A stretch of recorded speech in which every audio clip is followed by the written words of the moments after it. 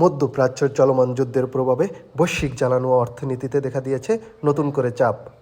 এই পরিস্থিতি মোকাবিলায় যৌথভাবে সতর্কতা জারি করেছে আন্তর্জাতিক 3টি শীর্ষ সংস্থা।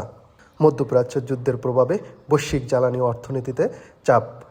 আইইএ, আইএমএফ, ওয়ার্ল্ড ব্যাংকের যৌথ সতর্কতা। মধ্যপ্রাচ্যের চলমান যুদ্ধের ফলে বৈশ্বিক জ্বালানি বাজার ও অর্থনীতিতে সৃষ্টি চাপ মোকাবিলায় বৈঠক করেছে international energy agency, international monitoring fund এবং ওয়ার্ল্ড ব্যাংক গ্রুপের প্রধানরা। বৈঠক শেষে এক যৌথ বিবৃতিতে তারা জানায়, যুদ্ধের প্রভাব বিশ্বজুড়ে পড়লেও তা সমান নয়। বিশেষ করে জ্বালানি আমদানি নির্ভর ও নিম্ন আয়ের দেশগুলো সবচেয়ে বেশি ক্ষতির মুখে পড়েছে। তেল, গ্যাস ও সারের দাম বৃদ্ধির কারণে খাদ্য নিরাপত্তা হুমকির মুখে পড়েছে। একই সঙ্গে কর্মসংস্থান নিয়েও তৈরি হয়েছে নতুন উদ্বেগ। অন্যদিকে মধ্যপ্রাচ্যের কিছু জ্বালানি রপ্তানিকারক দেশ ও রপ্তানি আয়ের বড় ধরনের ধাক্কা খাচ্ছে বলে জানিয়েছে সংস্থাগুলো।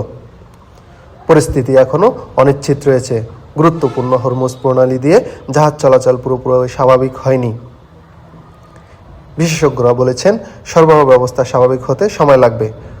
অবকাঠামোর ক্ষতির কারণে জ্বালানি ও সারের দাম দীর্ঘ সময় উচ্চ থাকতে পারে। সরবরাহ বিঘ্নিত হয় জ্বালানি, খাদ্য ও অন্যান্য শিল্পের কাঁচামালের সংকট দেখা দিতে পারে। এছাড়া যুদ্ধের কারণে বাস্তুচ্যুতি, কর্মসংস্থান হ্রাস এবং পর্যটন খাতেও নেতিবাচক প্রভাব পড়েছে।